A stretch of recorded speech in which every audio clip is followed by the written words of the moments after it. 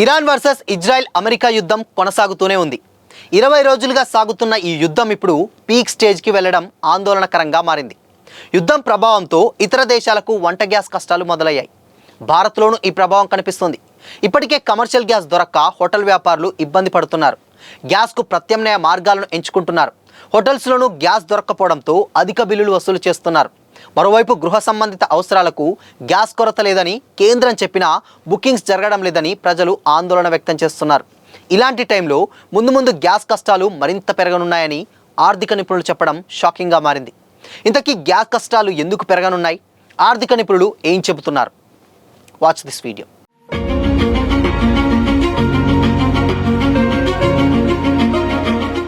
నమస్తే, welcome to Disha TV. America Israel చేసిన దాడుల్లో ఇరాన్ సుప్రీం లీడర్ ఖమేనీ మరణించడంతో హెచ్చరించినట్టుగా ఇరాన్ ప్రతీకారం తీర్చుకుంటుంది. ఈ క్రమంలో అమెరికా ఇజ్రాయెల్పై దాడులు చేయడంతో పాటు అమెరికాతో సన్నిహితంగా ఉన్న పొరుగు దేశాలైన సౌదీ అరేబియా, ఖతార్, యుఏఈ లాంటి దేశాలపై కూడా దాడులు చేస్తుంది. ఇరాన్లోని అతిపెద్ద గ్యాస్ క్షేత్రం సౌత్ ఫార్స్పై కూడా ఇజ్రాయెల్ దాడి చేసి ధ్వంసం చేయడంతో దెబ్బకు దెబ్బ కొట్టే విధంగా ఇరాన్ అడుగులు వేస్తుంది. ఈ టైంలోనే సౌదీ అరేబియా, ఖతార్ దేశాల్లోని ఇంధన వనరులు కేంద్రాలపై దాడులు పాల్పడుతోంది. ఈ క్రమంలోనే ఇరాన్ రీసెంట్గా ఖతార్, సౌదీ అరేబియాపై బాలిస్టిక్ మిసైల్స్తో విరుచుకుపడింది. ఖతార్లోని అతిపెద్ద సహజవాయువు కేంద్రమైన రాస్ లాఫాన్పై ఇరాన్ మిసైల్ దాడి చేసింది. మరోవైపు కువైట్లో మరో ఆయిల్ రిఫైనరీపై కూడా సైతం ఇరాన్ దాడి చేసి ధ్వంసం చేసింది. ఈ ఆయిల్ రిఫైనరీని కువైట్ అధికారులు మూసివేశారు. దీంతో అంతర్జాతీయ చమురు, గ్యాస్ మార్కెట్లలో గందరగోళం నెలకొంది.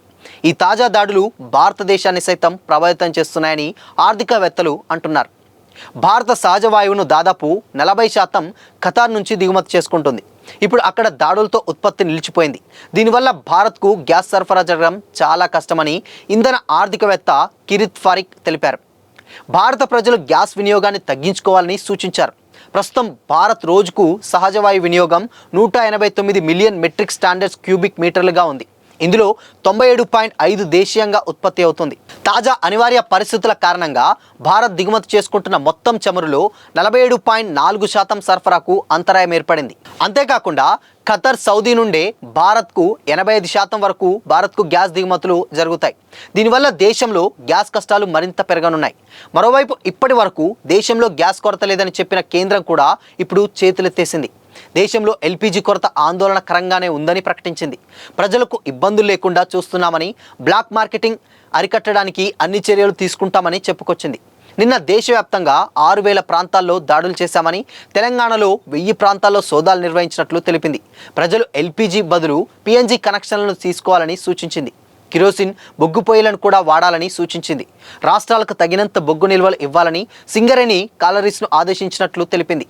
కేంద్రం ప్రకటన చేయడం, గ్యాస్ ఉత్పత్తి కేంద్రాలపై దాడులు జరగడం చూస్తుంటే రాబోయే రోజుల్లో భారత్కు మరిన్ని గ్యాస్ కష్టాలు తప్పవనే సూచనలు కూడా కనిపిస్తున్నాయి. ఎందుకంటే అక్కడ యుద్ధం నేపథ్యంలో ఇప్పుడు గతంలో ఆల్రెడీ కేంద్ర ప్రభుత్వం ఒకటి చెప్పింది. అంటే దాదాపు ఇంకెన్ని రోజులకు ఆల్మోస్ట్ 40 to 50 డేస్ వరకు కూడా ఇండియాకు గ్యాస్ సంబంధించినటువంటి ప్రాబ్లమ్స్ ఏవి ఉండవని కూడా క్లారిటీ ఇచ్చింది. కానీ ఇప్పుడు అనూహ్యంగా చేతులెత్తేసింది. ఎందుకంటే ఇప్పుడు ఉన్నటువంటి సిచ్యువేషన్స్లలో బొగ్గు పొయ్యిలు అండ్ దాని తర్వాత కట్టెల పొయ్యిలు ఇంకేదైనా ఉంటే వేరే సోర్సెస్ ఏదైనా ఉంటే అవి ఎంచుకుంటే బాగుంటుంది అని కూడా ప్రభుత్వం అయితే చెప్పుకొస్తుంది. బట్ ఇప్పుడున్నటువంటి సిచ్యువేషన్స్లో నిజంగానే ఒక పక్క చూస్తే అక్కడ గ్యాస్ సమస్యలు ఏవీ లేదని ప్రభుత్వం చెప్తున్నా, ఇండైరెక్ట్గా అంటే ఫీల్డ్లో దిగితే కంపల్సరీగా బుక్ చేసుకున్నా రావట్లేదు. కొంచెం ఇబ్బందులు తలెత్తేటువంటి సిచ్యువేషన్స్ డెఫినెట్గా వస్తున్నాయి. అది కూడా పెద్ద పెద్ద హోటల్స్ కానీ, రెస్టారెంట్లో కానీ కమర్షియల్గా ఉన్నటువంటి గ్యాస్లు ఇప్పటి వరకు దొరక్క దాంట్లో ఉన్నటువంటి ప్రైజెస్ కూడా ఎక్కువగా పెంచడం అండ్ రకరకాలైనటువంటి ఇబ్బందులు కూడా తలెత్తడం మనం చూస్తూనే ఉన్నాం. సో ఈ యుద్ధం ఇప్పటికీ స్టిల్ 20 రోజుల నుంచి ఇలానే కంటిన్యూ అవుతూనే ఉంది.